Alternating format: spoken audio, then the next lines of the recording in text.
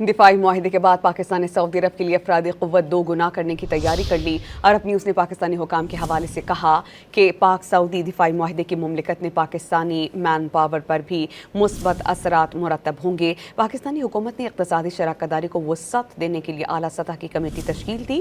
عرب news کے مطابق پاکستان نے 2020 سے سال 2024 کے دوران 18,80,000 کارکنان سعودی عرب بھیجے تھے۔ یہ تعداد 2015 سے 2019 کے مقابلے میں 21% زیادہ ہے۔